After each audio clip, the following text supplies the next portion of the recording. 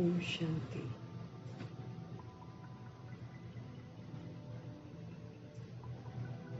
हमें ब्रह्मा बाप समान बनना है। रोज प्रभु जी हम आत्माओं को समझ देते हैं कि देह और देह के संबंधों से सदा उपराम रहो, नष्ट मोह रहो। देह और देह के संबंधों से सदा हमको उपराम रहना है और नष्ट मोह रहना है। ये तन अब हमारा नहीं है, ये प्रभु की अमानत है। जब हम ऐसा समझेंगे तो प्रभु इसकी संभाल करेंगे। जैसे ब्रह्मा जी ने कहा था, बच्चे ये तन मेरा नहीं है, मैंने तो बाबा को लोन कर दिया ना, लोन पर दे दिया, तो बाबा स्वयं इसकी संभाल करेंगे। ये संबंधी भी जो हैं, ब्रह्मा बाप कहते थे ये संबंधी भी जो हैं ये मेरे नहीं हैं, मैं तो खुद ही प्रभु का बच्चा हूँ। ये सब शिव बाबा के बच्चे हैं। ये स्मृति हमको डबल लाइट बना देती है। इसमें बाबा कहते फॉलो फादर करो, देह और देह के सभी संबंधों से उपराम हो जाओ, नष्ट मोह बन जाओ। इस पुराने शरीर में ऐसे निवास करो जैसे बाप दादा पुराने शरीर का आधार लेते हैं, लेकिन कभी भी शरीर में फंसते नहीं हैं। कर्म के लिए इसको आधार लो और फिर अपने फरिश्ते स्वरूप में स्थित हो जाओ, फिर अपनी निराकारी स्वरूप में स्थित हो जाओ, न्यारे हो जाओ। ऊपर की ऊंची स्थिति से फिर नीचे साकार कर्म इंद्रियों के द्वारा कर्म करो। कभी भी कोई कर्म करना है, पहले ऊंची निराकारी स्थिति में स्थित होकर फिर कर्म करो, तो कर्म सदा ऊंचे रहेंगे। मेहमान बनकर रहना मतलब महान। तो ये त्याग का पहला कदम है कि पुराने शरीर में निवास करते हैं, लेकिन कर्म के लिए उसको आधार लेते हैं और फिर फरिश्ता स्वरूप बन जाते हैं। पुरानी देह को बाप दादा द्वारा मिली हुई अमानत समझकर इसको सेवा में लगाओ। सेवा अर्थ ये अमानत मिली हुई है, बस मुझे ये खत्म होने वाली है, लेकिन सेवा अर्थ प्रभु ने इसको अमानत के रूप में दिया है कि तुम मेरे डायरेक्शन पर इसको चलाओ, मैं तुम्हारे शरीर की भी संभाल करूंगा। बाप दादा ने थोड़े समय के लिए ये तन कार्य के लिए दिया है, ये याद रखना है। ऐसा समझकर पुरानी देह का जो भान है इससे न्यारा बनना है, देह भान से किनारा करना है, तो फिर बाप समान हम उपराम भी हो जाएंगे और नष्ट मोह भी हो जाएंगे। जैसे ब्रह्मा बाप ने संकल्प में मुख में सदैव यही रहा उनके कि ये जो शरीर रूपी रथ है ये प्रभु का रथ है, तो बच्चों का भी वायदा है कि तन मन धन सब तेरा है, ना कि मेरा।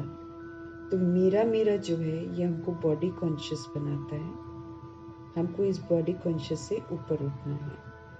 उपराम रहने से बाप फिर मुझे याद रहेंगे। बाबा कहते हैं पुरानी मिट्टी का बर्तन छोड़ दो।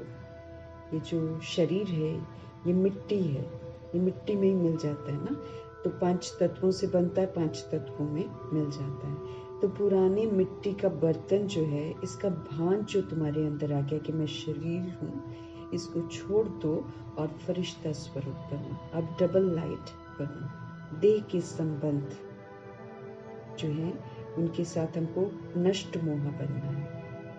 न तो हमें किसी को हेट करना है, घृणा नहीं करनी किसी के साथ, और ना किसी के साथ कोई अटैचमेंट रखनी है। किसी भी सोल के साथ नफरत भी नहीं करनी है और फिर अटैचमेंट में लगाव भी नहीं रखना है, क्योंकि नफरत भी रखेंगे तो भी हम बंधन में बंधेंगे, फिर हम ही को बंधन से निकालना पड़ेगा, उसको भी और खुद को भी। भगवान मदद नहीं करेंगे।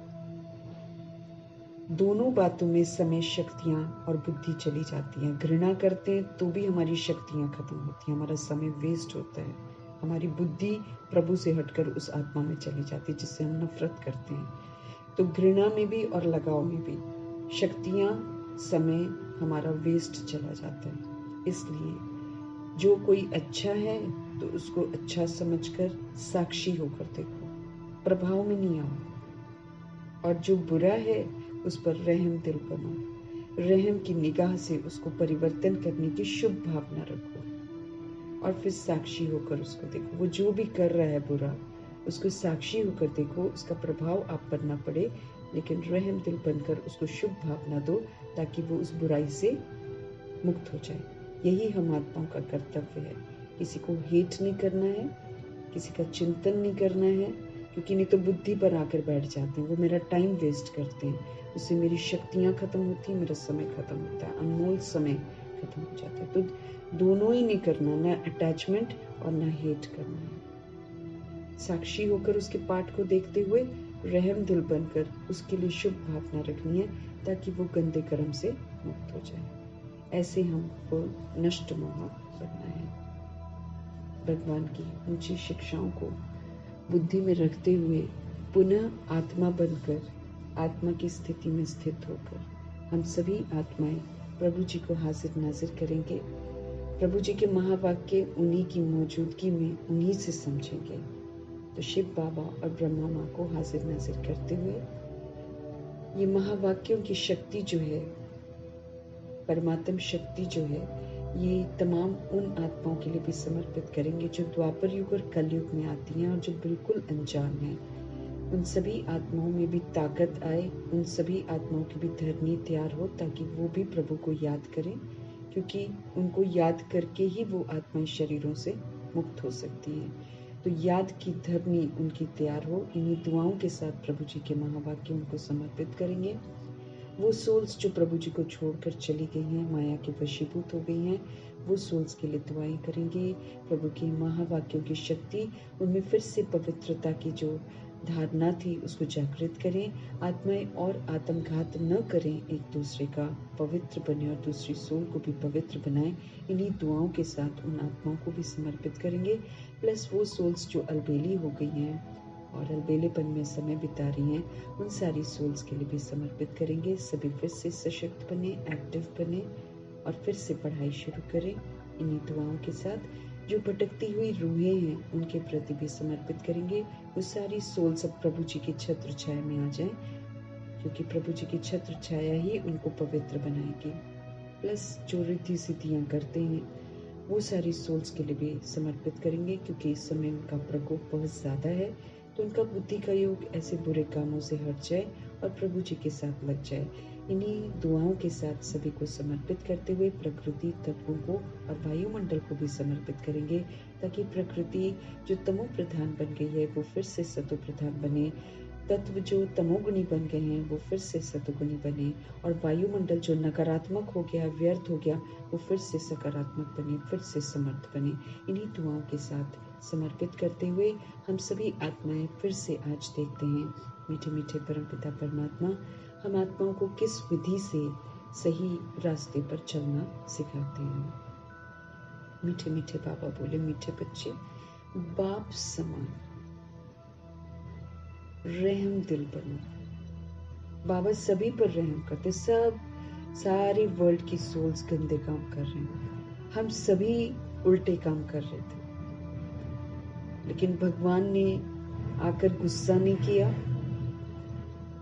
भगवान ने देखा कि परवश हैं ये आत्माएं, विस्मृत होकर सब कुछ कर रही हैं, तो जिसकी याददाश्त ही खो जाती है उस पर क्या गुस्सा करना।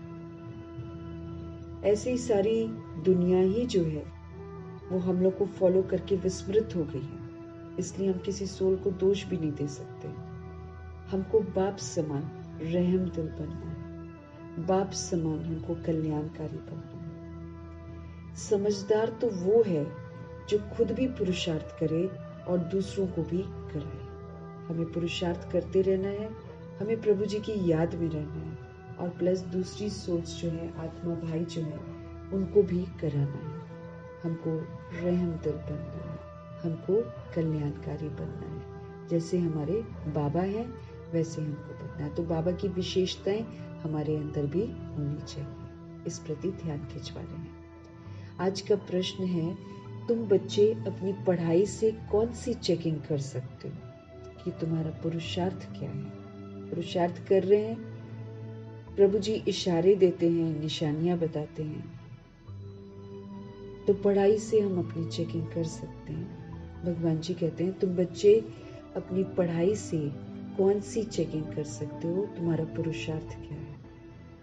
उत्तर है पढ़ाई से तुम चेकिंग कर सकते हो कि हम उत्तम पाठ बजा रहे हैं या मध्यम बजा रहे हैं या कनिष्ठ बजा रहे हैं। पढ़ाई तो प्रभु जी ऊंची पढ़ाते हैं, तो अगर तो हम पढ़ाई के अनुसार कर रहे हैं तब तो हम उत्तम पाठ बजा रहे हैं। कभी कर रहे हैं कभी नहीं कर रहे हैं तो मध्यम है, और फिर सुन ही नहीं रहे हैं। बाबा समर्थ बना रहे हैं, फिर व्यर्थ सोच रहे हैं।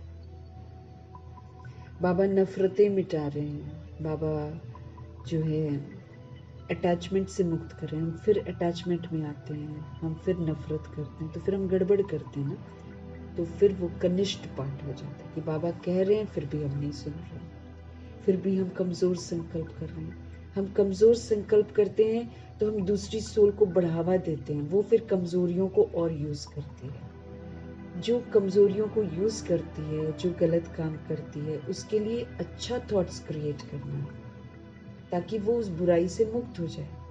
हम वही लो थॉट क्रिएट करते हैं कि वो खराब है, वो खराब है, वो सोल फिर और खराब करती है। इस बात को हमको अच्छी तरीके से समझना है, नहीं तो हम लो थॉट्स क्रिएट करते हैं तो हम कनिष्ठ पाठ बजाते हैं। फिर हम कभी अच्छा थॉट कभी लो थॉट, तो फिर हम मध्यम है। हम सदा ही अच्छा सोचते हैं, हम सदा ही कल्याणकारी सोचते हैं, तो फिर उत्तम पाठ है। तो सबसे उत्तम पाठ उनका कहेंगे जो दूसरों को भी उत्तम बनाते हैं, है ना। कोई गिर गया है, कोई गिरी हुई हरकत कर रहा है, हम सोल्स प्रभु की तरह रहम दिल बने, हम कल्याणकारी संकल्प क्रिएट करें उस सोल के लिए, तो उसको बोलते हैं उत्तम पाठ।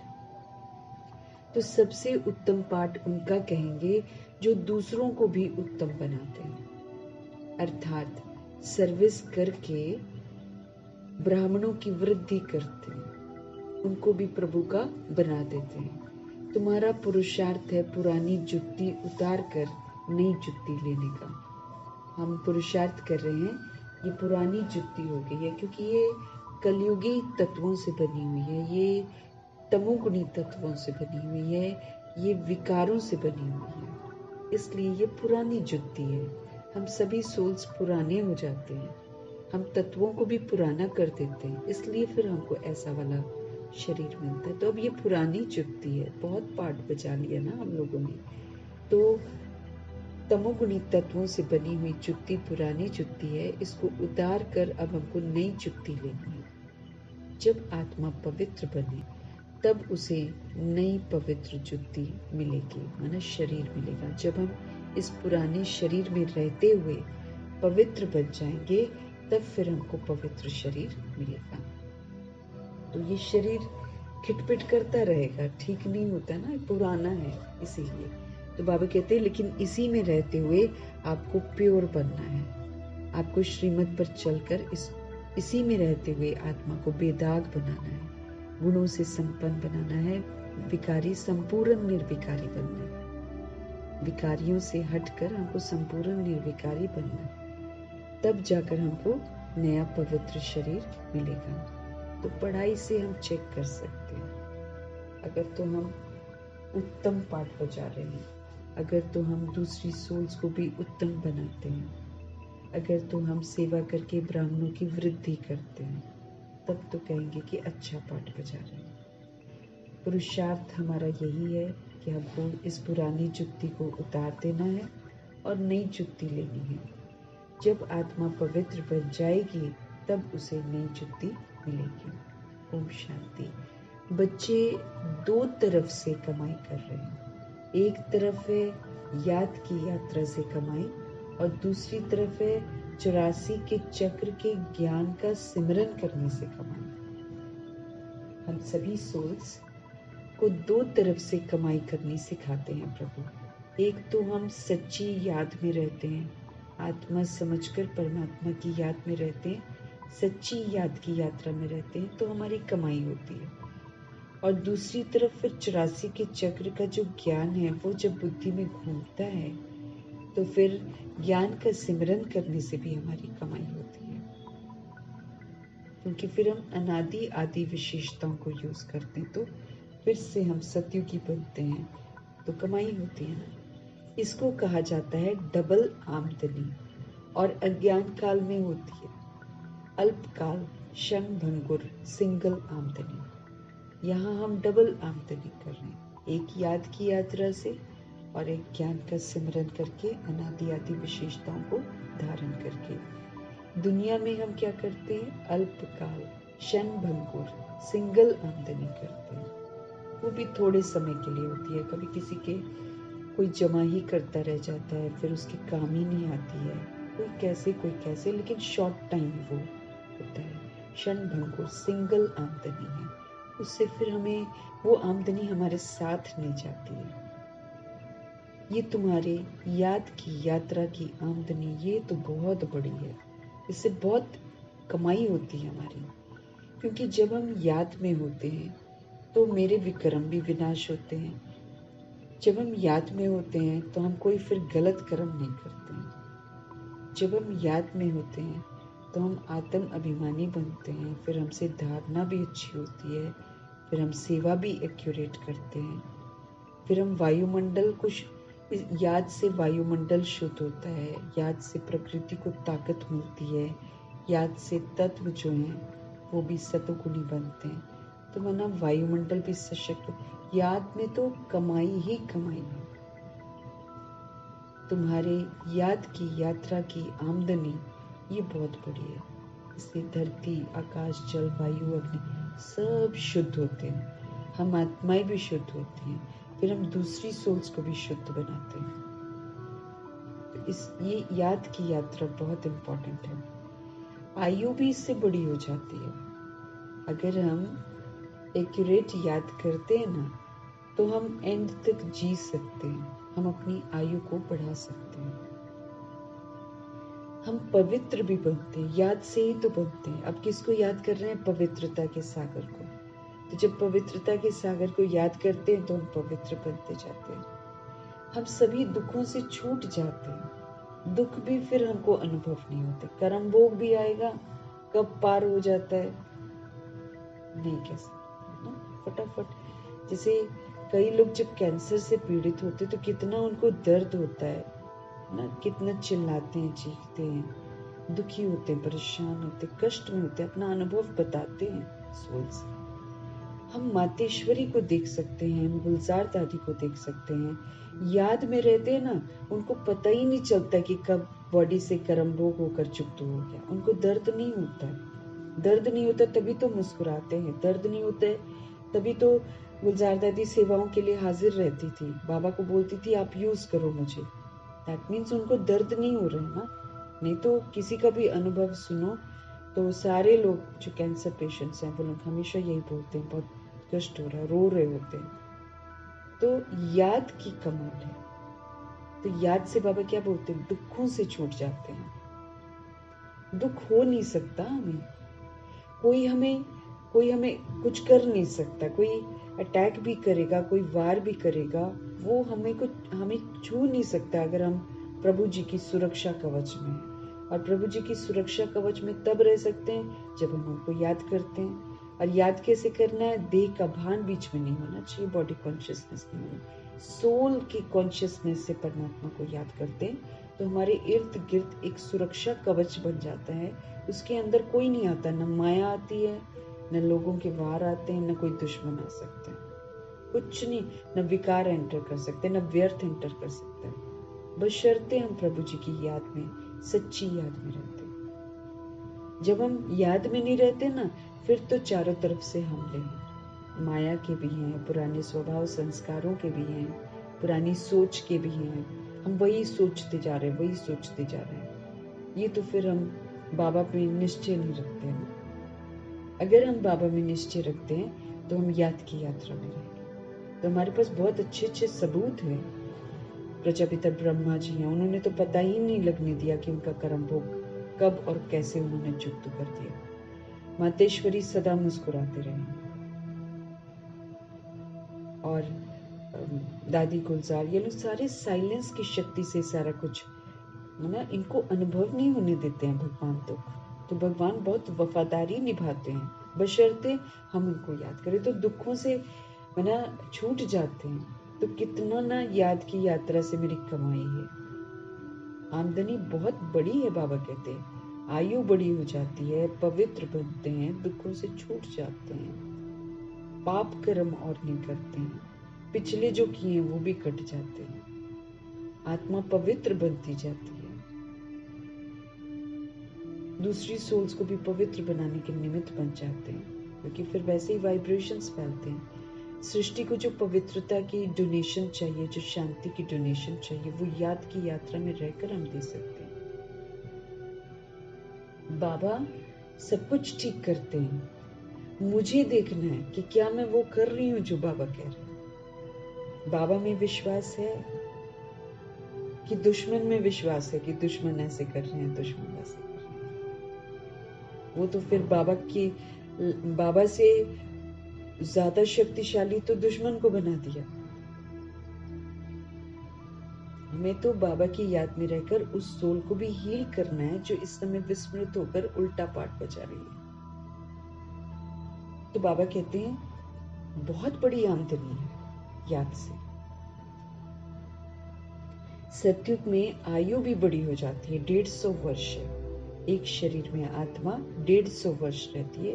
अकाले मृत्यु नहीं है यहाँ की तरह कि छोटे शरीर में भी सोल जो है बॉडी छोड़ती है, वहां ऐसा सिस्टम नहीं है। और 150 के बाद भी बड़े आराम से समझ से शरीर छोड़ते हैं। उनको मालूम होता है कि ये वाला छोड़कर वहां पर मुझे शरीर लेना है। तो सतयुग में आयु भी बड़ी हो जाती है, दुख का नाम नहीं है, क्योंकि वहां रावण राज्य ही नहीं है। अज्ञान काल में पढ़ाई का अल्पकाल का सुख रहता है। अज्ञान काल में पढ़ाई का अल्पकाल का सुख रहता है, और दूसरा पढ़ाई का सुख शास्त्र पढ़ने वालों को मिलता है। उनसे फॉलोअर्स को कुछ फायदा नहीं है। शास्त्र सुनने से कुछ परिवर्तन थोड़ी आता है। इसलिए जो फॉलो भी करते हैं ऐसी सोल्स को, उनको फायदा कोई नहीं होता है। फॉलोअर्स तो हैं भी नहीं, क्योंकि वो तो ना, फॉलोअर किसको बोलते जो बिल्कुल हूबहू उनको फॉलो करे ना। तो बाबा कहते हैं फॉलोअर्स भी नहीं कहेंगे उनको, क्योंकि वो तो ना ड्रेस आदि बदलते हैं और ना घर बार छोड़ते हैं, तो फिर फॉलोअर्स कैसे कह सकते हैं। वहां तो शांति पवित्रता सब है सतयुग में। यहाँ अपवित्रता के कारण घर घर में अशांति है। अब घर में अशांति कब होती है? जब अपवित्रता होती है। अपवित्रता सिर्फ ब्रह्मचर्य नहीं है, अपवित्रता सबसे बड़ी है दैहिक दृष्टि, दैहिक वृत्ति, दैहिक वृत्ति।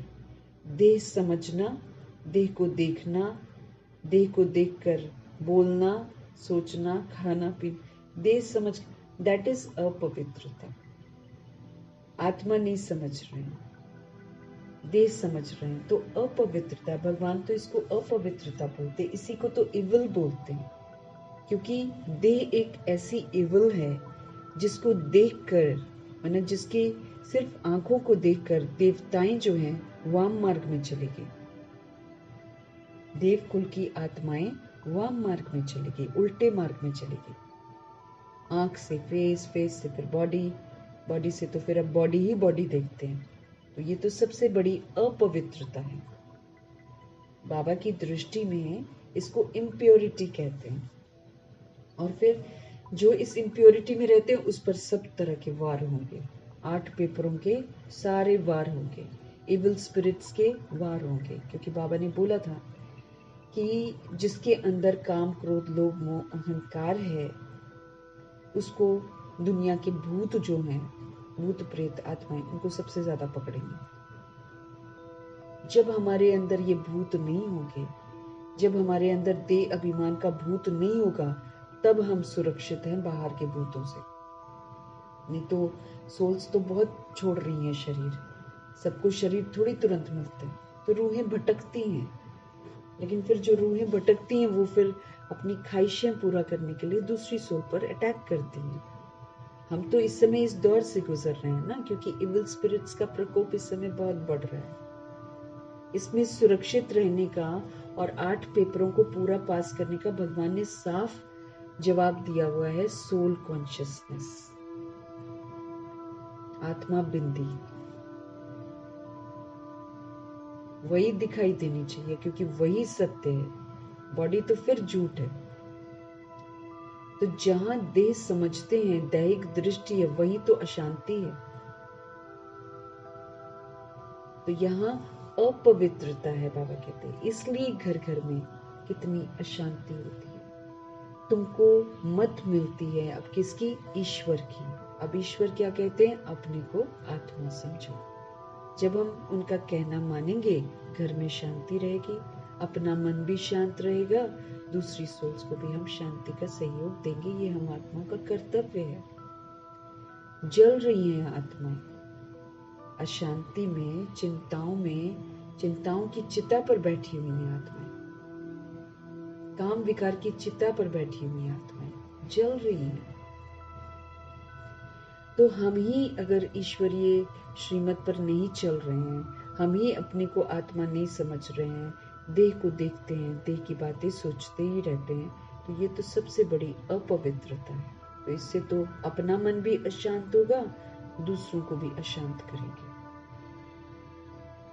तो अभी माया का खेल बहुत चल रहा है। बाबा ने तो कहा है कि तुम मेरे बन जाओ। हमने तन बाबा को दे दिया, तो ऐसा बाबा तो है ही नहीं है कि वो संभालेगा नहीं।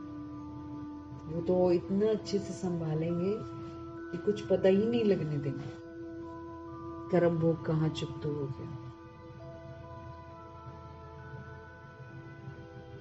तुमको मत मिलती है किसकी? ईश्वर की।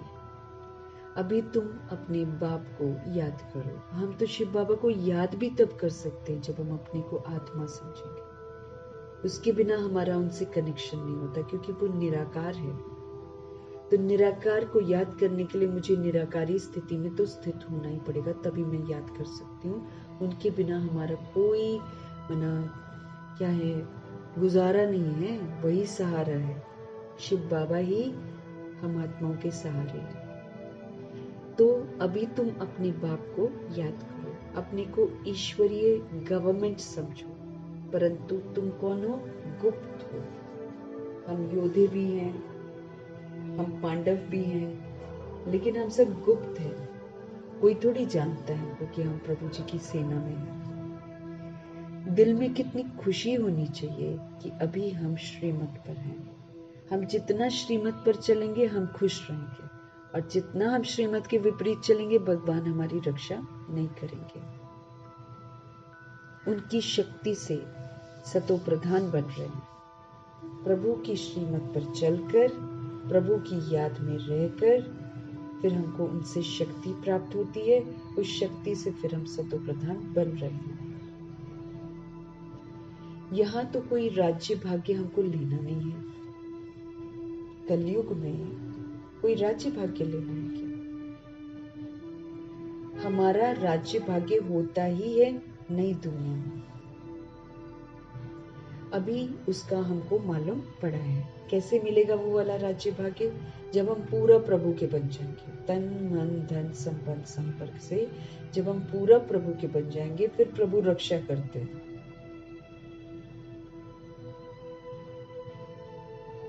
नहीं तो बोलते हैं ना, भगवान कुछ कर तो रहे हैं, भगवान रक्षा तो नहीं कर रहे हैं। हम देखें क्या हम श्रीमत पर चल रहे हैं? तो बाबा कहते इस दुनिया में तुमने राज्य भाग्य थोड़ी लेना, ही तो खत्म होने वाली है। हमारा राज्य भाग्य होता ही है नई दुनिया में। अभी उसका मालूम पड़ा है। इन लक्ष्मी नारायण की 84 जन्मों की कहानी तुम बता सकते हो सबको, हमको भी स्पष्ट हो गई है। कैसे सृष्टि रूपी ड्रामा में आते हैं, कैसे राधे कृष्ण बनते हैं, फिर लक्ष्मी नारायण नामकरण होता है, स्वयंवर होता है, नामकरण होता है, तो लक्ष्मी नारायण बनते हैं। फिर कैसे देवता वरण में 8 जन्म, फिर 12 जन्म क्षत्रिय वरण में, फिर 21 जन्म वैश्य वरण में, फिर 42 जन्म शूद्र वरण में, फिर प्रभु जी आकर संभालते हैं, फिर ब्राह्मण बनाते हैं, फिर श्रीमत देते हैं। तो अभी हम सब ईश्वरीय मत पर हैं। तो हम आराम से लक्ष्मी नारायण का जो 84 जन्म की कहानी है बता सकते हैं। भले कोई भी मनुष्य मात्र हो, कैसा भी कोई पढ़ाने वाला हो, परंतु एक भी ऐसे कह नहीं सकेंगे कि आओ तो हम इन्हों की 84 जन्मों की कहानी बताएं। दुनिया में जितने लोग अपने आप को बहुत एजुकेटेड समझते हैं, उनमें से कोई शास्त्रवादी जो हैं, जो भी धर्म अपने आप को निमित्त समझते हैं धर्म सत्ता में या राज्य, कोई भी नहीं कह सकता है कि आओ तो हम आपको 84 जन्मों की कहानी सुनाएं, क्योंकि किसी को मालूम ही नहीं है। तुम्हारी बुद्धि में अब स्मृति रहती है, विचार सागर मंथन भी करते हो आप ना। अभी हमारी स्मृति में सारा कुछ रहता है कि कैसे कुछ 84 जन्म लेते हैं। अब तुम हो ज्ञान सूर्यवंशी। कितना सुंदर नाम मिला है। अब तुम हो ज्ञान सूर्यवंशी। फिर सत्युग में आपको कहा जाएगा विष्णुवंशी। अभी हम ज्ञान सूर्यवंशी हैं, फिर विष्णुवंशी। ज्ञान सूर्य प्रगटा, अज्ञान अंधेर विनाश। प्रभु जी आते हैं, प्रकट होते हैं, माना वो दूसरे के शरीर को यूज करते हैं, ब्रह्मा जी के शरीर को यूज करते हैं, तो अज्ञानता का अंधकार विनाश होता है। इस समय तुम्हें ज्ञान मिल रहा है ना, तो ज्ञान से ही तो सदगति होती है। इसी से हमारी सदगति होती है, अच्छी गति होती है ज्ञान से। आधा कल्प ज्ञान चलता है, फिर आधा कल्प अज्ञान हो जाता है। ये भी ड्रामा की नूंद है। हम सभी ने ड्रामा बनाया हुआ है। तो आधा कल्प बाबा कहे कि ज्ञान चलता है, अभी जो हम ज्ञान प्राप्त करते हैं उसकी प्रारब्ध चलती है, और आधा कल्प फिर द्वापर युग और कलयुग से अज्ञानता का पाठ शुरू हो जाता है। ये भी ड्रामा की नूंद है। तुम अभी समझदार बने हो, अभी हमको सारी बातों की समझ मिलती है। जितना जितना तुम समझदार बनते हो, औरों को भी फिर आप समान बनाने का पुरुषार्थ करते हो। तुम्हारा बाप रहम दिल कल्याणकारी है, तो बच्चों को भी तो रहम दिल बनना है, कल्याणकारी बनना है, सभी का भला सोचना है। गायन भी है ना, हिम्मते बच्चे मदद दे बाप। ये गायन है। जब तक हम हिम्मत नहीं रखेंगे, प्रभु जी मदद नहीं करेंगे। पहला कदम हमारा हिम्मत का, फिर 1000 कदम प्रभु जी के। मदद मिलती है फिर प्रभु जी से, लेकिन हिम्मत रखने वालों को ये भी जरूर चाहिए, नहीं तो वर्षा कैसे पाएंगे। हिम्मत जरूर चाहिए, तभी तो वर्षा पाएंगे। हिम्मत चाहिए, प्रभु जी की मदद चाहिए, नहीं तो वर्षा कैसे पाएंगे। सर्विस अनुसार तो वर्षा पाते हो। ईश्वरीय मिशन होना, जैसे क्रिश्चियन मिशन है, इस्लामी मिशन होती है, वो तो अपने धर्म को बढ़ाते हैं। तुम अपने ब्राह्मण धर्म और दैवी धर्म को बढ़ाते हो। इसमें हम दिव्यता को धारण करते हैं, वो तो दैहिक वृद्धि करते हैं। यहाँ आत्मा को सुधारा जाता है। तो ब्राह्मण धर्म और दैवी धर्म को बढ़ाते हो। ड्रामा अनुसार तुम बच्चे जरूर मददगार बनेंगे। कल पहले जो पाठ बजाया था वो जरूर बजाएंगे। तुम देख रहे हो, हर एक अपना उत्तम, मध्यम, कनिष्ठ पाठ बजा रहे हैं। बाबा से पढ़ते हुए सोल्स जो हैं उत्तम पाठ भी बजा रही हैं, मध्यम भी बजा रही हैं, तो कनिष्ठ पाठ भी बजा रही हैं। सबसे उत्तम पाठ वो बजाते हैं जो उत्तम बनाने वाला है, तो सभी को बाप का परिचय देना है और आदि मध्य अंत का राज समझाना है। उत्तम पाठ क्या है? उत्तम पाठ वो बजाते हैं जो दूसरी सोल्स को उत्तम बनाते हैं, सत्य से परिचित कराते हैं, बाप का परिचय देते हैं, और फिर आदि मध्य अंत का राज भी समझा। कि कैसे ड्रामा शुरू हुआ, कैसे फिर मध्य में पहुंचा और कैसे फिर अंत होता। ऋषि मुनि आदि भी नीति नीति कहते गए। ऋषि मुनि जितने भी हैं वो कहते गए कि भाई हमको तो नहीं मालूम है कि भगवान कौन है, और फिर कह देते हैं कि भगवान कण कण में है। वो तो कहते थे कि नीति नीति हमको नहीं मालूम है। अब के सोल्स कहती हैं कि भगवान तो हमारे में, तुम्हारे में, सब में है। पत्थर टिक्कर में भी भगवान को कह देते हैं और कुछ नहीं जानते। ड्रामानुसार आत्मा की बुद्धि तमो प्रधान बन जाती है, तब वो ऐसी बातें करती है। शरीर की बुद्धि नहीं कहेंगे, है ना? आत्मा में जो मन बुद्धि है उसकी बात कर रहे हैं। शरीर की बुद्धि तो जिसको ब्रेन कहते रहते हैं, वो क्या है? बॉडी, आत्मा निकली डेड है, पूरी की पूरी बॉडी।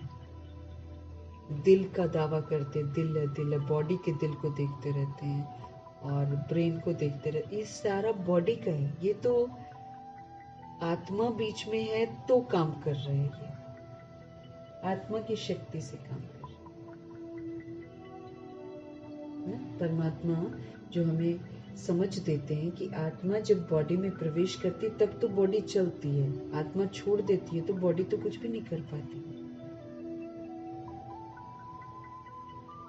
तो बाबा कहे, ड्रामा अनुसार आत्मा की जो बुद्धि है, आत्मा की बुद्धि की बात करें, वो आत्मा के अंदर ही, अति सूक्ष्म आत्मा के अंदर मन है, उसी के अंदर बुद्धि है, उसी के अंदर सारे संस्कार है, उसी के अंदर सारी की सारी रिकॉर्डिंग है, अति सूक्ष्म के अंदर।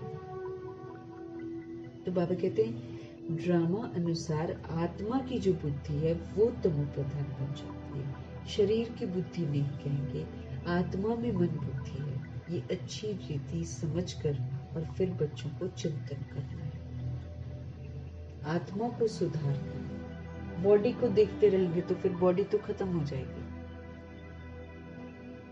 आत्मा के अंदर मन बुद्धि जो है ये मैले हो गए, इनको ठीक करना है, अच्छी रीति समझनी है हर बात, और फिर बाबा कहे बच्चों को चिंतन करना है, फिर समझाना होता है।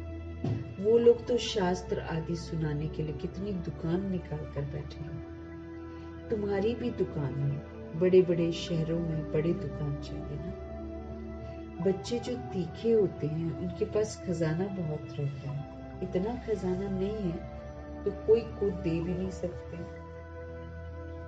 खजाना होएगा हमारे पास, जितना हम ज्ञान को यूज करेंगे, जितना हम गुणों को यूज करेंगे, जितना हम शक्तियों को यूज करेंगे, उतना खजाना हमारे पास जमा होता जाएगा। तो जमा होगा तो हम दूसरे को देंगे ना।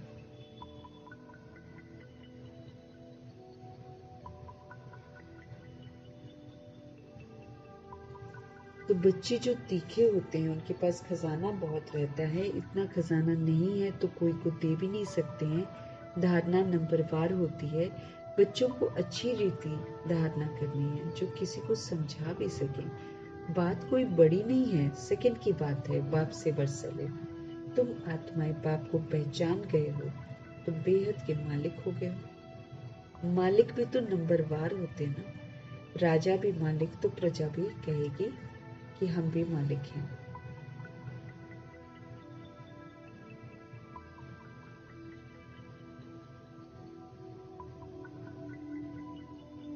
तो राजा भी मालिक तो प्रजा भी कहेगी हम भी मालिक हैं।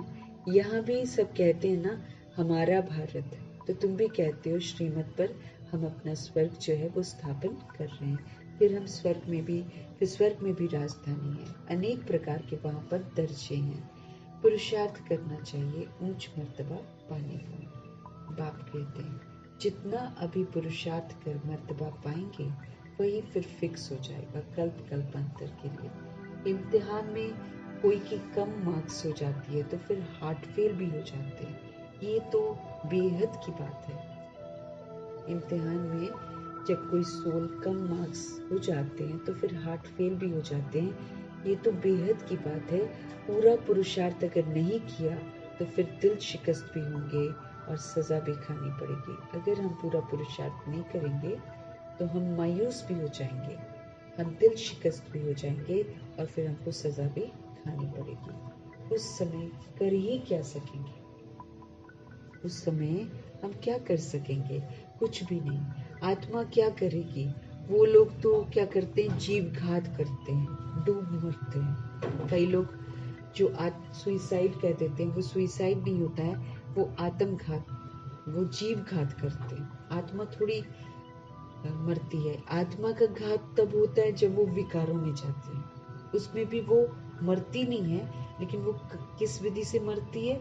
उसकी शक्तियां, उसका चरित्र जो है वो मरता जाता है, उसकी शक्ति कम होती जाती है। और बाकी जो सोल्स हैं वो क्या करते हैं? जब दुखी परेशान होते हैं तो जीव घात कर लेते हैं, वो शरीर को मारते हैं। रूह कहाँ से मुक्त हो जाती है? रूह थोड़ी मुक्त होती है, उल्टा उसको तो और सजा मिलती है। तो कई लोग डूब भी जाते हैं। इसमें घात आदि की बात नहीं। यहाँ पर तो बाबा की श्रीमत पर चलते तो यहाँ कोई घात नहीं करना होता है ना। आत्मा का तो घात होता नहीं, वो तो अविनाशी है। बाकी शरीर का घात होता है, आत्मा तो मरती नहीं है, जिससे तुम फिर पाठ बजाते हो। अभी तुम पुरुषार्थ करते हो। ये पुरानी जुत्ती है, इसको उतार कर हमको नई जुत्ती लेनी है। ये कौन कहता है? ये आत्मा कहती है। जैसे बच्चे कहते हैं ना, हमको नया कपड़ा दो। हम आत्माओं को भी नया कपड़ा चाहिए। ये पुराना कपड़ा हो गया, ये तमो प्रधान कपड़ा हो गया, इसमें बड़े दाग लग गए, तो इसको तो फिर छोड़ना है। हम आत्माओं को भी नया कपड़ा चाहिए। बाप कहते हैं तुम्हारी आत्मा नई बने तो फिर शरीर भी तो फिर नया चाहिए, तब शोभा है ना। सोल सुंदर बन जाए, पवित्र बन जाए, तो शरीर भी फिर शरीर पुराना छोड़ना पड़ेगा, क्योंकि फिर उसको तो फिर नया शरीर मिलता है, सुंदर शरीर मिलता है, पवित्र। आत्मा के पवित्र होने से 5 तत्व भी जो है ना वो नए बन जाते हैं। आत्मा के पवित्र होने से 5 तत्व भी नए बन जाते हैं। ना हम सोल्स पवित्र बनेंगे, हमारी पवित्रता से फिर तत्व भी पवित्र बन जाएंगे, वायुमंडल पवित्र बन जाएगा, प्रकृति को सुकून मिल जाएगा, सब नए बन जाते हैं। 5 तत्वों का ही शरीर बनता है। धरती, आकाश, जल, वायु, अग्नि, ये 5 तत्वों का ही तो शरीर बनता है। जब आत्मा सतो प्रधान है तो शरीर भी उसको सतो प्रधान मिलता है, क्योंकि तत्व फिर सतो प्रधान होते हैं। अभी हम गंदे मैले कुचैले बन जाते हैं तो फिर तत्व भी खराब हो जाते हैं, इसलिए फिर शरीर भी ऐसे होते हैं। तो जब आत्मा सतो प्रधान है तो शरीर भी फिर सतो प्रधान मिलता है। आत्मा तमो प्रधान है तो शरीर भी तमो प्रधान मिलता है। अब बाबा कहते हैं सारी दुनिया के पुतले तमो प्रधान है। जिसका अभिमान करती है ना आत्माएं, बाबा कहते पुतले हैं, वो शरीर पुतला है। तो अब सारी दुनिया के पुतले तमो प्रधान है। दिन प्रतिदिन दुनिया पुरानी होती जाती है, गिरती ही चली जाती है, गिरे हुए काम करती है दुनिया। नए से पुरानी तो हर एक चीज होती है, पुरानी होकर फिर डिस्ट्रॉय हो जाती है। ये तो सारी सृष्टि का ही सवाल है। नई दुनिया को सतयुग और पुरानी को कलयुग कहा जाता है। बाकी इस संगम युग का तो किसी को पता ही नहीं है। तुम ही जानते हो कि ये पुरानी दुनिया अब बदलनी है, दुनिया को थोड़ी पता है। नई दुनिया को सतयुग और पुरानी को कलयुग कहा जाता है। बाकी बाबा कहे ये जो संगम युग है इसका तो किसी को मालूम ही नहीं है। तुम ही जानते हो कि ये पुरानी दुनिया अब बदल रही है। अब बेहद के बाप, जो बाप टीचर गुरु हैं, उनका फरमान है कि भाई पावन बनो। प्रभु जी सभी आत्माओं के पिता, बाप टीचर गुरु के रूप में फरमान करते हैं कि पावन बनो। काम जो महाशत्रु है उन पर जीत पहनकर जगत जीत बने। काम जो महाशत्रु है उन पर जीत पहनकर जगत जीत बने। जगत जीत अर्थात विष्णु वंशी बने।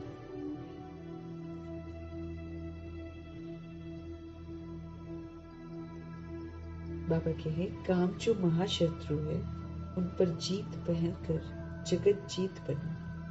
जगत जीत अर्थात विष्णु वंशी बनना। बात एक ही है।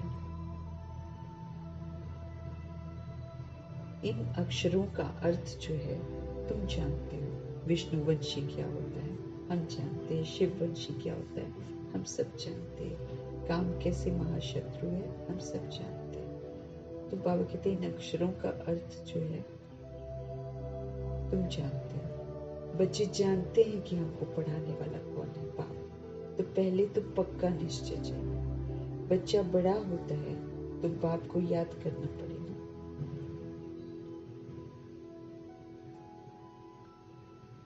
तो पहले तो पक्का निश्चय चाहिए कि हमको पढ़ाने वाला स्वयं भगवान है। पहले तो ये पक्का निश्चय चाहिए। फिर बच्चा बड़ा होता है तो बाप को याद करना पड़ेगा, फिर टीचर को, फिर गुरु को याद करना पड़ेगा। भिन्न भिन्न समय पर तीनों को याद करेंगे। यहाँ तो तुमको तीनों ही इकट्ठे एक ही टाइम पर मिल जाते हैं। हमको बाप, टीचर, सदगुरु एक साथ मिल जाते हैं। वहाँ तो टाइम लगता है।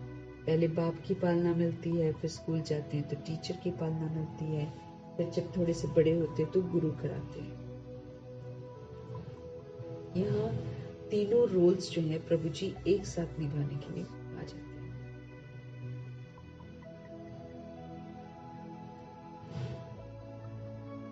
यहाँ तो तुमको तीनों ही इकट्ठे एक ही टाइम पर मिले। बाप, टीचर, गुरु एक ही है।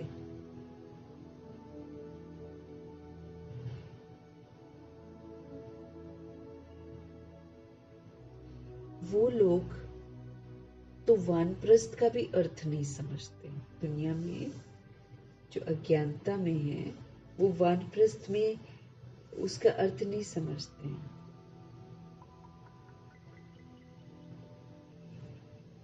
वानप्रस्थ भी जाना है इसलिए समझते हैं गुरु करना चाहिए, तो ऐसा सोचते हैं।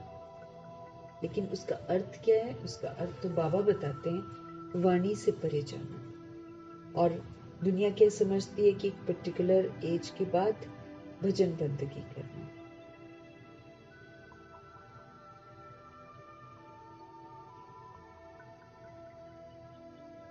तो वानप्रस्थ का भी अर्थ नहीं समझते। वानप्रस्थ में जाना है इसलिए समझते हैं कि गुरु तो करना चाहिए। 60 वर्ष के बाद गुरु करते हैं, ये कायदा अभी ही निकला है।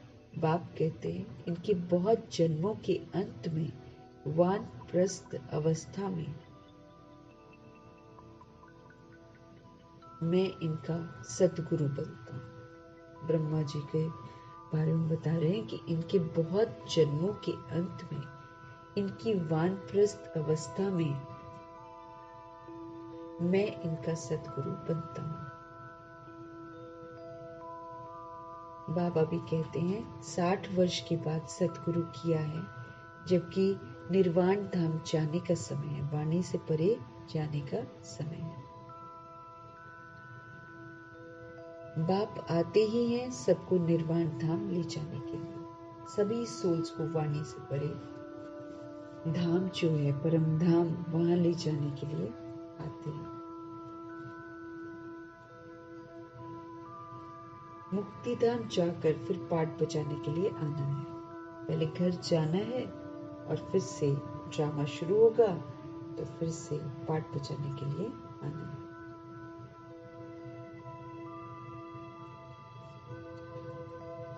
मुक्तिधाम जाकर फिर पाठ बजाने के लिए आना है। वानप्रस्थ अवस्था तो बहुतों की होती है, फिर गुरु करते हैं। आजकल तो छोटा बच्चा हुआ उनको भी गुरु करा देते हैं, फिर गुरु को दक्षिणा मिल जाएगी। क्रिश्चियन लोग क्रिश्चियनाइज कराने के लिए गोद में जाकर देते हैं, पास्टर की गोद में देते हैं कि फादर की गोद में देते हैं, परंतु वो कोई निर्वाण धाम में जाते नहीं है। ये सब राज जो है बाप बैठकर समझाते हैं।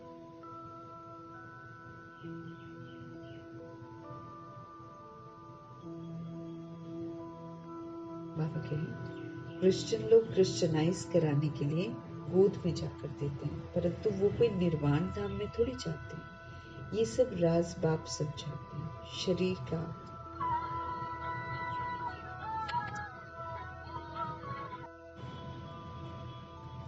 सारे राज जो हैं वो बाप आकर हमको समझाते हैं। ईश्वर का अंत तो ईश्वर ही बताएंगे ना। शुरू से लेकर बाबा हमको हर बात बतलाते आए हैं, अपना अंत भी देते हैं और सृष्टि का फिर ज्ञान भी देते हैं। ईश्वर खुद आकर आदि सनातन देवी देवता अर्थात स्वर्ग की स्थापना करते हैं। इनका नाम भारत ही चला आता है। गीता में सिर्फ श्री कृष्ण का नाम डालकर कितना रौला कर दिया है। कंफ्यूज हो गई ना सोल्स, उनको समझ में नहीं आता है कि कृष्ण भगवान है, कौन भगवान है। ये भी ड्रामा है, बाबा कहते हैं। हार और जीत का ये खेल है, दुर्गति सदगति का ये खेल है, स्मृति विस्मृति का ये खेल है। हम विस्मृत होते हैं तो हम हार खा लेते हैं, और स्मृति में आ जाते तो हम जीत जाते हैं। तो ये खेल है, बाबा कहते हैं, जो चलता है। इसमें हार और जीत कैसे होती है, ये तो बाप बेकर कोई बता ही नहीं सकता। कोई बता सका जब तक दादा लेखराज को ब्रह्मा बनाकर बाबा ने राजनी, उसके पहले किसी को कुछ पता था? किसी को नहीं पता था। अभी भी जो सोल्स नहीं जानती हैं उनको कहाँ पता है। तो हार और जीत का ये खेल है। इसमें हार जीत कैसे होती है ये तो शिव बाबा के बगैर कोई बता ना सके। ये लक्ष्मी नारायण भी नहीं जानते हैं कि हमको फिर हार खानी है। जब लक्ष्मी नारायण बन जाते हैं उनको ये थोड़ी मालूम है कि हम हार खाएंगे। ये तो सिर्फ तुम ब्राह्मण ही जानते हो। हम संगम युग में जब ब्राह्मण बनते हैं, प्रभु जी अडॉप्ट करते हैं और हम अडॉप्ट होते हैं, तब हमको सारी समझ मिलती है। शूद्र भी नहीं जानते, जब हम ब्राह्मण बनते तभी जानते। बाकी सारी दुनिया जो शूद्र है वो नहीं जानते। हालांकि भगवान मौजूद है ड्रामा में, लेकिन शूद्रों को नहीं। माना जानकारी हासिल करनी है तो फिर ब्राह्मण बनना पड़ता है, पवित्रता की प्रतिज्ञा करनी पड़ती है, तब प्रभु जी का ज्ञान समझ में आता है। तो शूद्र भी नहीं जानते, बाप ही आकर तुमको ब्राह्मण से देवता बनाते हैं। हमसो का अर्थ बिल्कुल अलग है, ओम का अर्थ अलग है। मनुष्य तो बिगर अर्थ जो आया कह देते हैं। हम सो में कह देंगे हम ही आत्मा और हम ही परमात्मा। अब बाबा कहते हैं कि आत्मा 5 वर्णों से गुजरती है, उसको हम सो हम कहते हैं कि सोल ही देवता, सोल ही क्षत्रिय, फिर सोल ही वैश्य, और फिर शूद्र वर्ण से गुजरते हुए फिर भगवान की बनती है तो ब्राह्मण बनती है, ब्राह्मण से फरिश्ता, फरिश्ता से ज्योति बिंदु, फिर वर्णों से गुजरती है आत्मा। तो उसको बोलते हम सो हम भी और फिर आप भी। और ओम का अर्थ भी दुनिया भर के अर्थ बना रखे हैं भक्ति मार्ग में ओम के, लेकिन फिर बाबा ओम का अर्थ भी आकर हम आत्मा को समझते थे कि ओम शांति मतलब मैं आत्मा, ओम मतलब मैं आत्मा। ये प्रभु ने आकर समझ दिए। तो सारे अर्थ तो प्रभु आकर समझाते हैं। मनुष्य तो बिगर अर्थ जो आया कह देते हैं। अभी तुम जानते हो कि कैसे नीचे गिरते हैं और फिर हम कैसे चढ़ते हैं। ये ज्ञान अभी तुम बच्चों को मिलता है ड्रामा अनुसार। फिर कल्प के बाद बाप ही आकर फिर से हमको बताएंगे। हम फिर भूल जाएंगे, फिर बाबा आएंगे, फिर हमको सत्य से परिचित कराएंगे। जो भी धर्म स्थापक हैं वो आकर फिर अपना धर्म अपने समय पर स्थापित करेंगे। वो भी परकाया का आधार लेंगे जब आएंगे, और फिर अपने अपने वो एक्चुअली भगवान के बारे में अपने अपने तरीके से जितना वो मधुबन में आकर कैच करते हैं उसी अनुसार वो बताते हैं। लेकिन फिर उनके पीछे उनको फॉलो करने वाले वो फिर धर्म का नाम रख देते हैं। तो धर्म स्थापक हैं वो फिर से आएंगे अपने समय पर, फिर से स्थापन होंगे धर्म। क्रिश्चियन मुस्लिम जो है नंबरवार पुरुषार्थ अनुसार नहीं कहेंगे, वो तो आएंगे ही आएंगे और अपना धर्म स्थापन करेंगे। नंबरवार समय अनुसार आकर अपना अपना धर्म स्थापन करते हैं। ये एक बाप ही समझाते हैं कि मैं कैसे ब्राह्मण फिर सूर्यवंशी चंद्रवंशी डिनास्टी स्थापन करता हूँ। भगवान खुद आकर समझाते हैं कि पहले ब्राह्मण बनाते हैं, फिर ब्राह्मणों को पढ़ाते हैं, फिर जो पढ़ते हैं, जो श्रीमत पर चलते हैं, वो सूर्यवंशी बनते हैं। जो श्रीमत पर एक्यूरेटली नहीं चलकर खुद ही कोशिश करते हैं अपने आप को ठीक करने के लिए, बुराइयों से लड़ते हैं, वो चंद्रवंशी बन जाते हैं। सूर्यवंशी बुराइयों से नहीं लड़ते हैं, सूर्यवंशी अच्छाइयों को धारण करने का अटेंशन रखते हैं, आत्मा का पाठ पक्का करते हैं और जो विशेषताएं हैं, सतोगुणी विशेषताएं हैं और सत्यों की विशेषता, उसको यूज करते हैं, 8 शक्तियों को यूज करते हैं, इसलिए वो जीत जाते हैं। सूर्यवंशी बनते, वो हार नहीं खाते। चंद्रवंशी हार खाते हैं क्योंकि देह का अभिमान भान खत्म नहीं होता है, इसलिए खुद ट्राई करते हैं काम विकार को खत्म करने के लिए, क्रोध को खत्म करने के लिए, लोभ को खत्म करने के लिए कोशिश करते हैं, इसलिए हार खाते रहते हैं।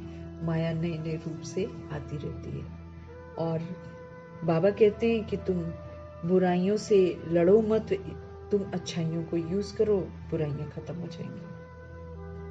तुम शुभ भावना शुभ कामना रखो सभी के लिए, सारे जो आपके विघ्न रूप बनते हैं वो सारे आपके विघ्न डालने जो हैं वो बंद कर देंगे। हमको इधर से अच्छा सोचना है, ये भगवान समझ देते हैं। बैड सोचेंगे तो फिर उसका असर जरूर आएगा, क्योंकि फिर हम उसको और बैड बनाते हैं। हमको बाबा रहम दिल बनने के लिए बोलते हैं, कल्याणकारी बनो। कोई जितना गिरा हुआ काम करता है ना, उसके प्रति बाबा कहते हैं एकदम और रहम करो, उसको उठाओ, उसको बुरा बोलकर और मत गिराओ। हम जब बुरा बोलते हैं ना कि ये ऐसा है, ये तंग करता है, वो करता है, वो करता है, तो हम उसको और गिराते हैं। वो फिर जब हम बोलते होते हैं ना, वो फिर और गिरता जाता है। लेकिन यही जैसे बाबा हम गिरे हुओं को अच्छे स्वमान देते हैं, तब हम उठते हैं, ऐसे ही हमको भी दूसरी सोच को अच्छा बोलना है, तो वो भी उठ जाएगी, बुराइयों से मुक्त हो जाएगी। ये काम हमको करना है, तब हम सूर्यवंशी बनेंगे। अभी तुम हो ज्ञान सूर्यवंशी, जो फिर विष्णुवंशी बनते हैं। अब हम ज्ञान हमको मिलता है, अगर हम ज्ञान के अनुसार चलते हैं तो हम ज्ञान सूर्यवंशी। तो जो अभी ज्ञान सूर्यवंशी बनते हैं, ज्ञान को यूज करते हैं, वो फिर विष्णुवंशी बनते हैं। अक्षर बड़ी खबरदारी से लिखने होते हैं, जो कोई भूल न निकाले, क्योंकि लोगों की नजर इस पर जाती है कि क्या गलत है, उसको करेक्शन करेंगे ना। इसीलिए बाबा बोल रहे हैं कि आप कोई भी अक्षर जब लिखते हो ना, खबरदारी से लिखना, जो कोई भूल ना निकाले। परमात्म ज्ञान है ना, इसमें गलतियां नहीं होनी चाहिए, क्योंकि परमात्मा तो गलती करते नहीं। हम जब लिखें तो फिर गलती नहीं होनी चाहिए। तुम जानते हो ये ज्ञान का एक एक जो महावाक्य है, रतन है, हीरा है। अगर हम इसको जिंदगी में अमल में ले आते हैं तो हम हीरे बन जाएंगे, हम रतन बन जाएंगे, अनमोल रतन बन जाएंगे।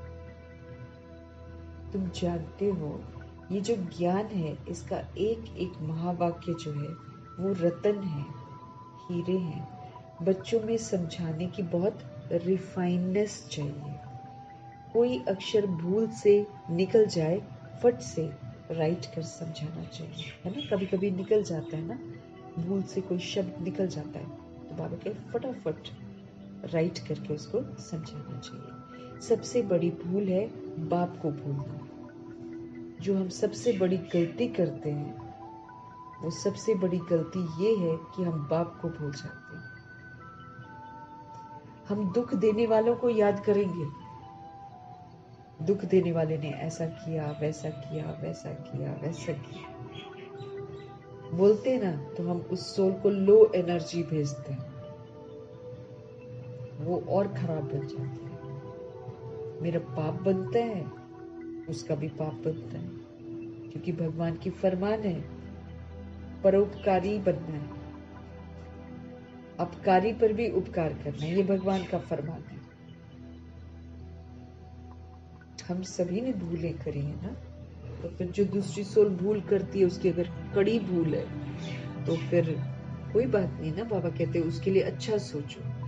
तो हम सब जो सबसे बड़ी कड़ी भूल करते हैं वो बाप को भूलने की भूल करते हैं, क्योंकि फिर होते हैं हमसे सारे पाप, क्योंकि भगवान को भूल जाते हैं, खुद को आत्मा भूल जाते हैं, देह में आ जाते हैं, देह के भान में सोचते हैं, वो सारा पाप ही पाप हो जाता है। तो सबसे कड़ी भूल है बाप को भूलना।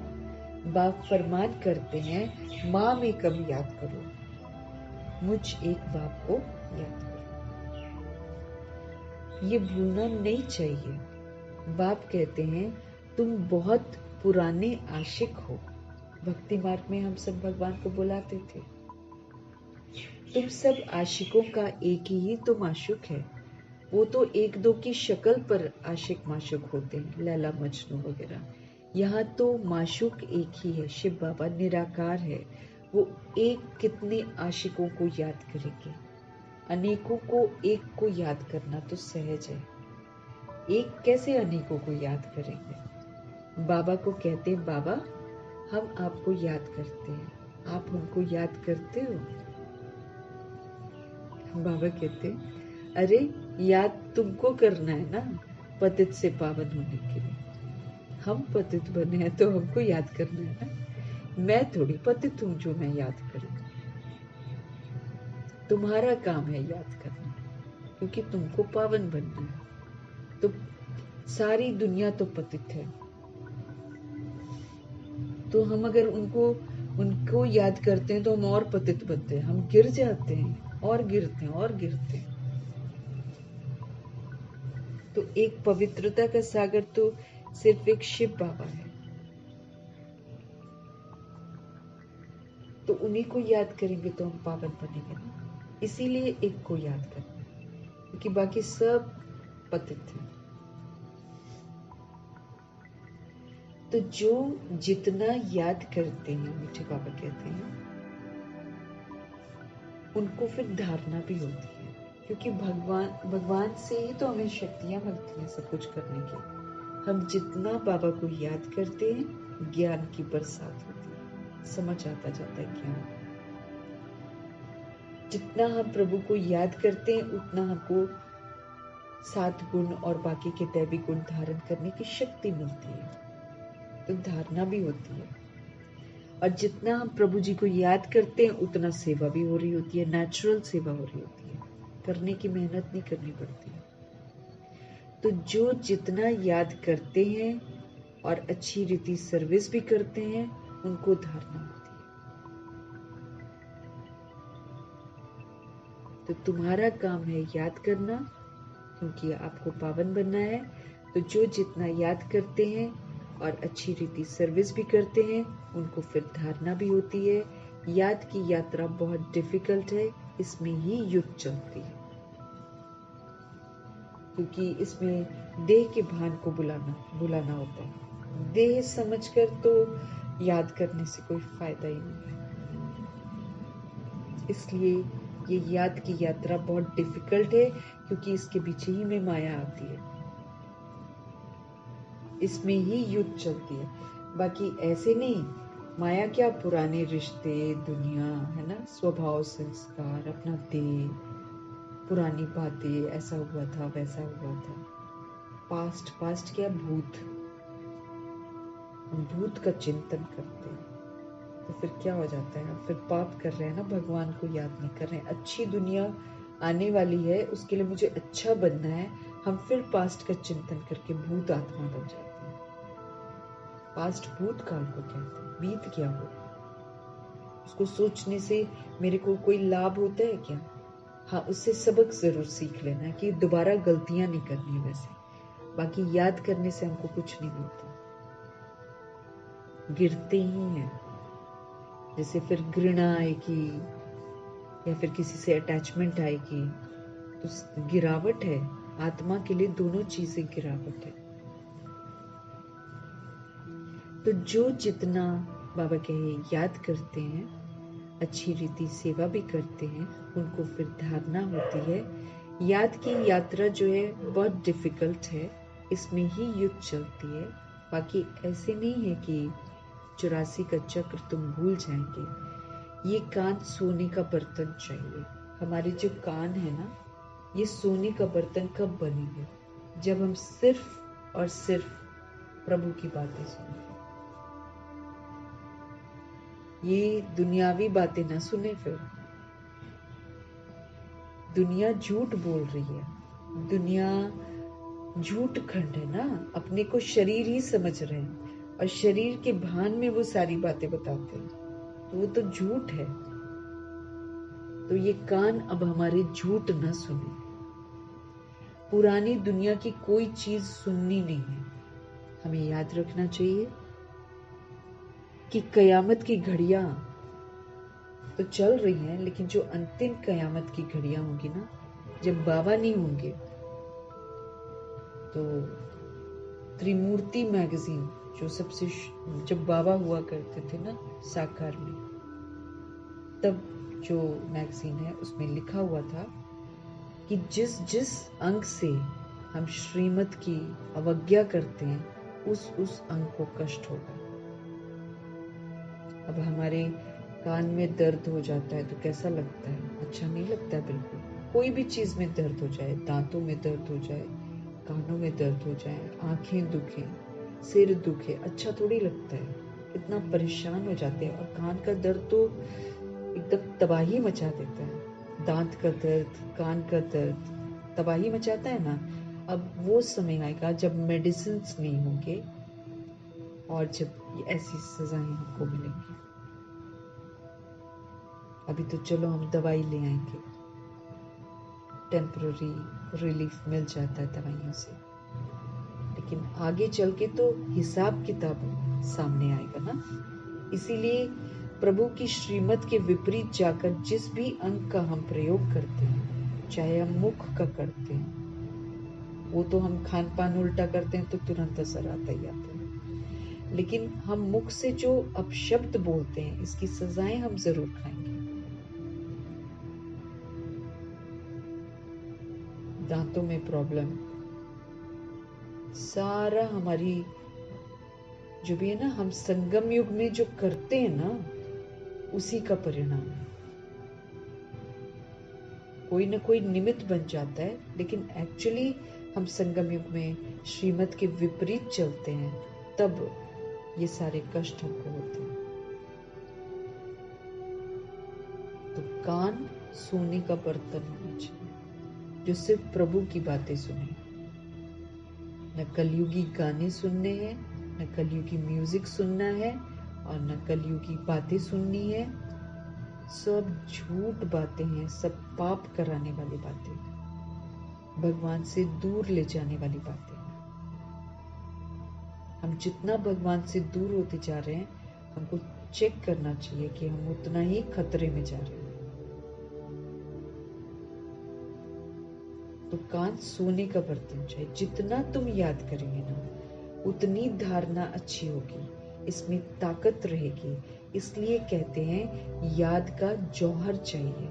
जब हम ज्ञान भी शेयर करते हैं सोल्स के साथ, तो बाबा कहते हैं उसमें याद की शक्ति भरो पड़े।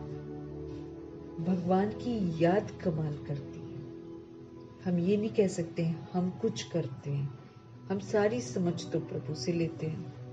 तो प्रभु की याद में रहकर, प्रभु की अमानत समझकर सोल्स के साथ सब कुछ शेयर करना है।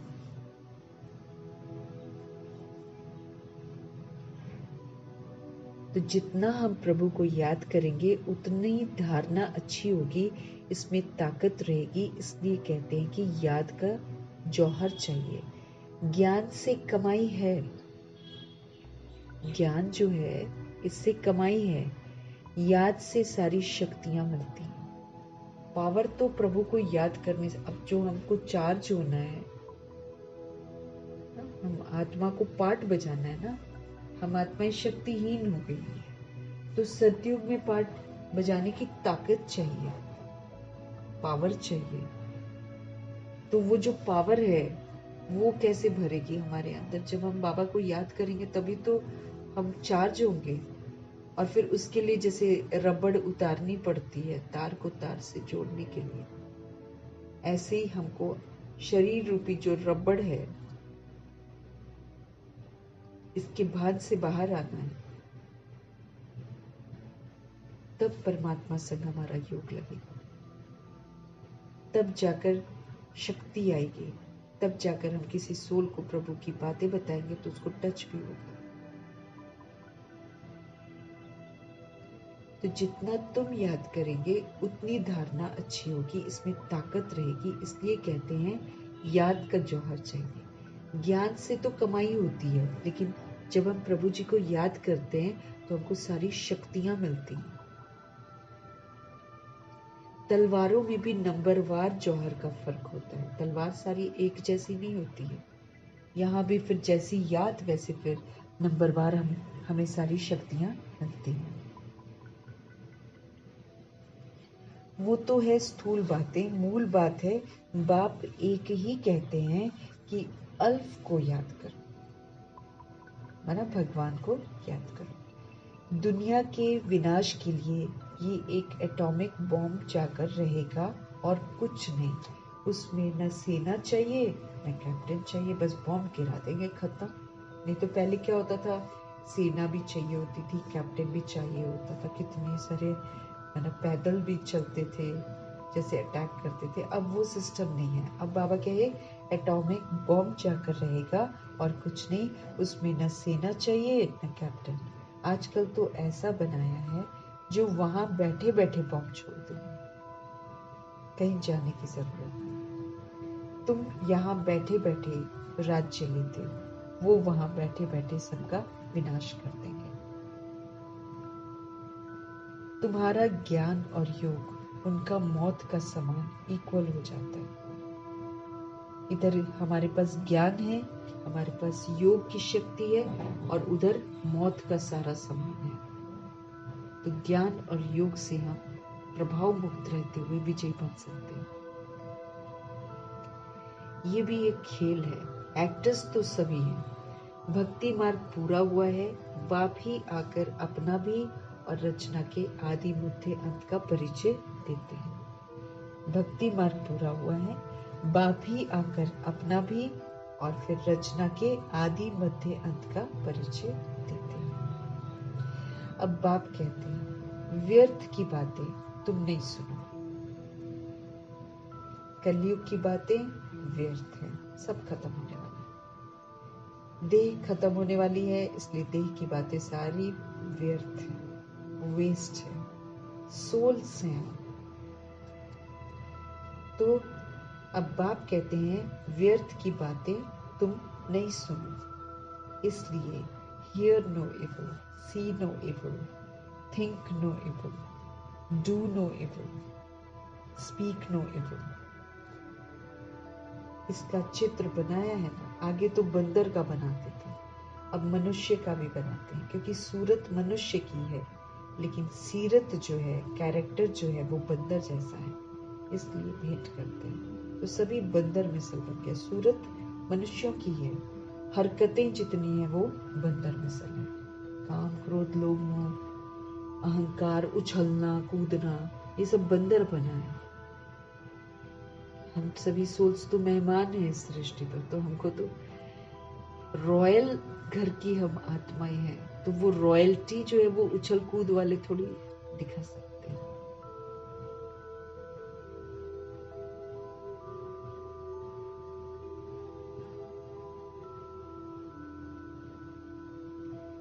तो आगे बाबा कहते हैं जो सूरत है वो मनुष्यों की है, सीरत कैरेक्टर चरित्र बंदर जैसी है, इसलिए भेंट करते हैं। अभी तुम किसकी सेना हो?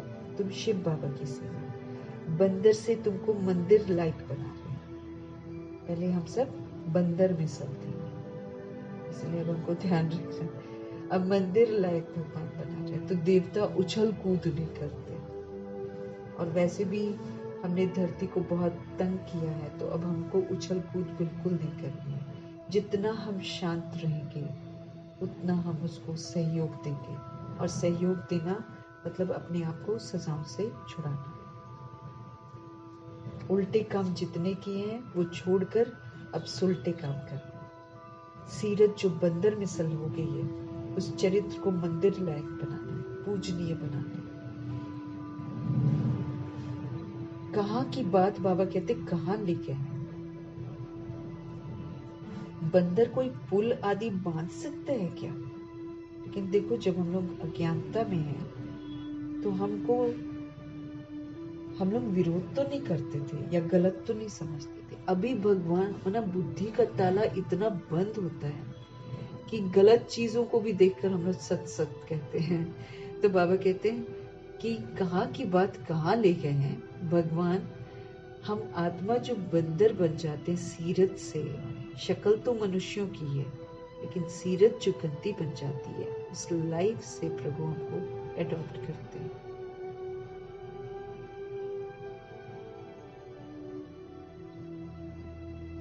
तो सेना तो बाबा हमारी लेते हैं, क्योंकि जब हम पवित्र बनते हैं तो फिर हम पवित्रता को स्थापन करने के लिए बाबा के मददगार बनते हैं, लोगों को प्रभु का परिचय देते हैं। लेकिन यादगार में वो लोग क्या करते हैं, रामचंद्र जी को भगवान कह देते हैं। यहाँ राम कौन है? निराकार परमपिता परमात्मा, जिसके लिए कहते हैं राम नाम सत्य है। तो वो रामचंद्र के लिए थोड़ी बोलते हैं, वो तो त्रेता युगी है। लेकिन बाबा कहते हैं, बाबा ने सेना ली किसकी? हम आत्माओं को ब्राह्मण बनाया, फिर ब्राह्मणों की सेना ली, और उन्होंने क्या दिखा दिया? रामचंद्र ने बंदरों की सेना ली। अब बाबा पूछते हैं कि सोचो तो सही कि बंदर कोई पुल आदि बांध सकता है क्या? ये सब दंत कथाएं हैं। दंत कथाएं मतलब सुनी सुनाई, उसके मुख से, उसके मुख से, उसके मुख से, इसीलिए इसको दंत कथाएं बोलते हैं। कभी भी कोई पूछे शास्त्रों को तुम मानते हो? बोलो वाह, ऐसा कौन होगा जो शास्त्रों को नहीं मानेगा? हम सबसे जास्ती मानते हैं। तुम भी इतना नहीं पढ़ते हो जितना हम पढ़ते हो। हमने आधा कल्प पढ़े हैं शास्त्र। स्वर्ग में शास्त्र भक्ति की कोई चीज नहीं होती है। कितना सहज बाप समझाते हैं, फिर भी आप समान बना नहीं सकते। बाबा तो बहुत मेहनत करते हैं और कितना सहज करके हर बात समझाते हैं, फिर भी आप समान बना नहीं सकते। बच्चों आदि के बंधन के कारण कहाँ निकल नहीं सकते। ये भी बाबा कहते हैं ड्रामा कहेंगे। कई लोग बोलेंगे बच्चे छोटे हैं, क्या करें, है ना? तो फिर बंधनों में बंधे हुए हैं। ये भी बाबा कहे ड्रामा। बाप कहते हैं हफ्ता 15 दिन कोर्स लेकर फिर आप समान बनाने लग जाना चाहिए। पहले आपको कोर्स करना चाहिए, समझना चाहिए, अपने आप को भी कोर्स कराते हुए फिर दूसरी सोल्स के साथ शेयर करना चाहिए। ये बाबा कहते हैं, बाबा की याद में रहकर शेयर करना। जो बड़े बड़े शहर हैं, कैपिटल में घेराव डालना चाहिए, तो फिर उनका आवाज निकलेगा। बड़े आदमी बिगर तो कोई का आवाज निकल नहीं सके। कोई बड़ा आदमी मतलब आजकल के समय के अनुसार जो जानी मानी हस्ती होती है, अगर वो खड़े होकर बोलते तब लोग सुनेंगे। आम जनता जो बोलेगी उसके नहीं कहना सुने। तो कैपिटल में घेराव डालना चाहिए, तो फिर उनका आवाज निकलेगा। बड़े आदमी बिगर कोई का आवाज निकल ना सके, जोर से घेराव डालो तो फिर बहुत आएंगे। बाप के डायरेक्शन मिलते हैं ना, तो बाबा के डायरेक्शन के अनुसार जब हम चलते हैं तो बहुत लोग आते हैं। इसलिए बाबा कह रहे हैं कि बड़े आदमी बिगर कोई का आवाज निकल नहीं सकता। बड़ा आदमी ही इन्फ्लुएंस कर सकता है। जोर से बाबा कहते हैं घेराव डालो तो फिर बहुत आएंगे। बाप के डायरेक्शन मिलते हैं ना, तो भगवान के डायरेक्शन मिलने पर सोल्स जो है सफलता मूर्त बनती है। बाबा यकीन दिलाते हैं कि जैसे वो बोलते हैं ना वैसे करो, तो फिर बाप के डायरेक्शन मिलते हैं ना, तो फिर बहुत सारी सोल्स जरूर आएंगी, क्योंकि समय प्रमाण प्रभु जी बताते हैं ना सब कुछ। तो मीठे मीठे सिकिलते बच्चों प्रति माता पिता बाप दादा का याद प्यार और गुड मॉर्निंग। रूहानी बाप की रूहानी बच्चों को नमस्ते। हम रूहानी बच्चों की भी रूहानी बाप को दिल से, जान से, सिख से, प्रेम से, आनंद से, मोहब्बत से, पूरे रिगार्ड से, तहे दिल से धन्यवाद और नमस्ते भी, प्यार भरी नमस्ते भी, और उनकी समझाने के लिए तहे दिल से धन्यवाद भी। धारणा के लिए मुख्य सार है ज्ञान और योग, इससे अपनी बुद्धि को रिफाइन बनाना है, एकदम उसके अंदर किचड़ा ना हो कोई भी। बाप को भूलने की भूल कभी भी नहीं करनी है।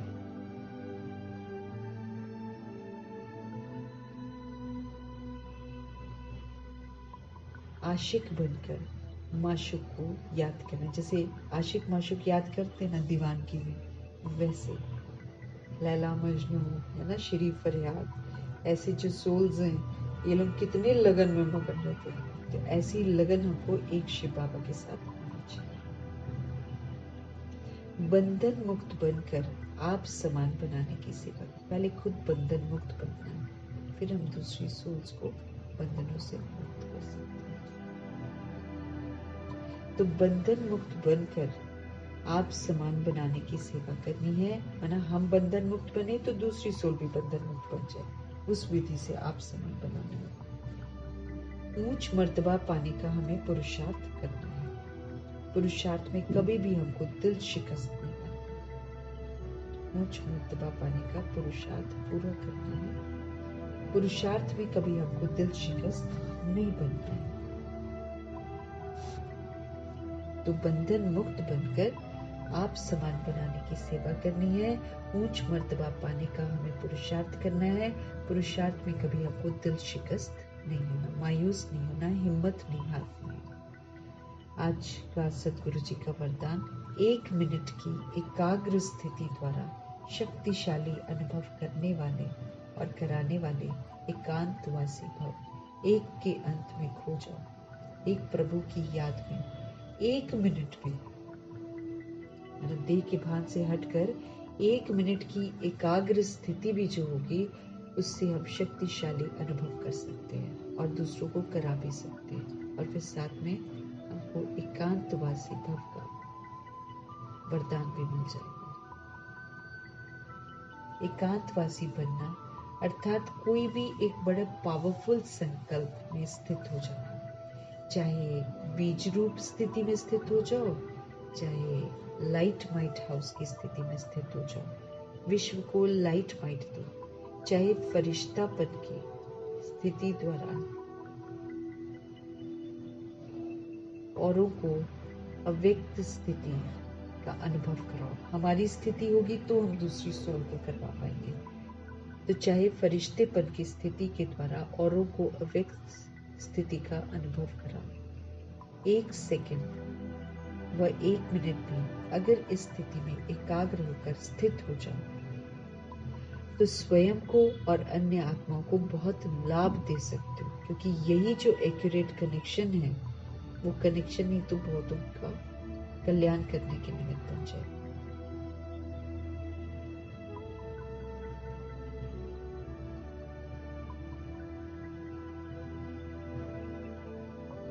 तो बाबा कहे 1 सेकंड व 1 मिनट भी अगर इस स्थिति में एकाग्र होकर स्थित हो जाओ, तो स्वयं को और बहुत सारी सोल्स को बहुत लाभ दे सकते हो। सिर्फ इसकी प्रैक्टिस चाहिए, अभ्यास चाहिए बस। तो 1 मिनट बाबा कहते एकाग्र शक्ति को यूज करो, फिर आप पावरफुल अनुभव करेंगे, फिर आप एकांतवासी बन जाएंगे।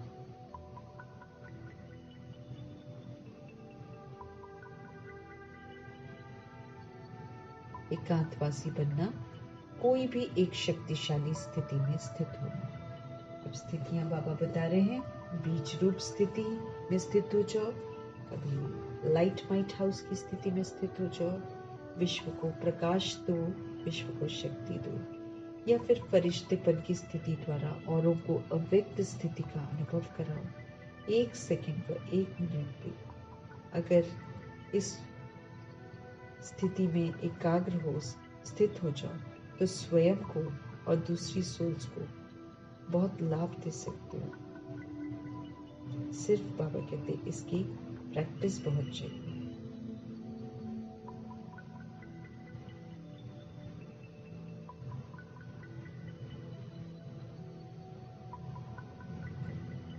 तो वरदान को विधि पूर्वक यूज करके हमको फलीभूत करना है। एकाग्रता की शक्ति को यूज करना है, अपनी स्थिति को बनाना है।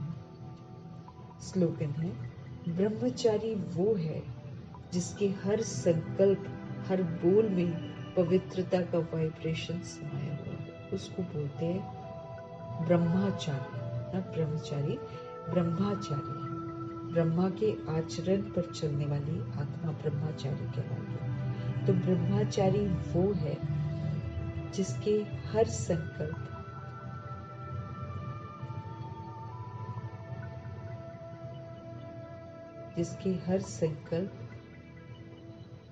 ब्रह्मचारी वो है जिसका हर थॉट जो है, हर वर्ड जो है, उसमें प्योरिटी के वाइब्रेशन समाये हुए हैं। आत्मिक भान हो, प्योरिटी हो, क्योंकि उसी में प्योरिटी है। सोल कॉन्शियसनेस में प्योरिटी है, बॉडी समझने में इम्प्योरिटी है। इस बात का हमको विशेष ध्यान रखना है। तो ब्रह्मचारी बनना, ब्रह्मचारी के साथ हमको ब्रह्मचारी बनना, यानी कि उनके आचरण पर एक्यूरेट चलना। तो ब्रह्मचारी वो है जिसके हर संकल्प, जिसके हर बोल में पवित्रता का वाइब्रेशन जो है वो समाया हुआ है।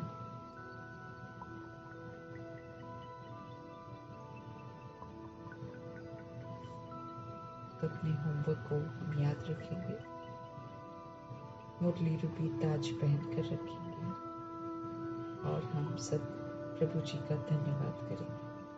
शिव बाबा का धन्यवाद, ब्रह्मा माँ का धन्यवाद, एडवांस पार्टी की सारी सोल्स का धन्यवाद, अष्ट रत्नों का धन्यवाद, नव ग्रहों का धन्यवाद।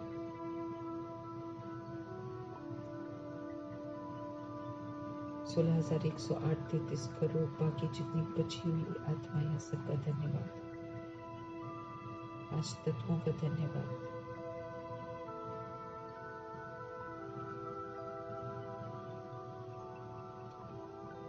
तत्वों का धन्यवाद, ड्रामा का धन्यवाद, प्रकृति का धन्यवाद, माया का धन्यवाद, यमदूत का धन्यवाद, द्वापर युग कलयुग में आने वाली करोड़ों की आबादी का धन्यवाद, साधनों का धन्यवाद, साधन बनाने वालों का धन्यवाद।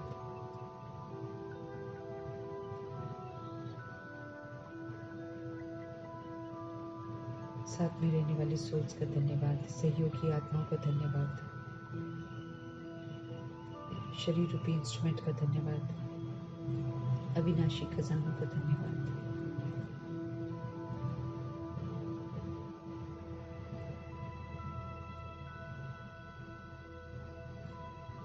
मूल संगम युग का समय जो है उसका धन्यवाद। फिर जो सृष्टि रूपी ड्रामा में हम इतना कुछ लेते हैं, तो हर लिविंग नॉन लिविंग जो चीजें हैं सबका धन्यवाद।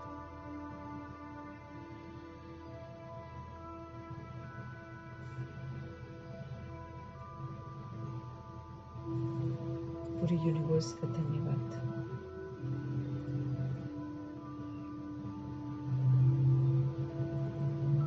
और आप सभी सोल्स का भी धन्यवाद। सभी का धन्यवाद करते हुए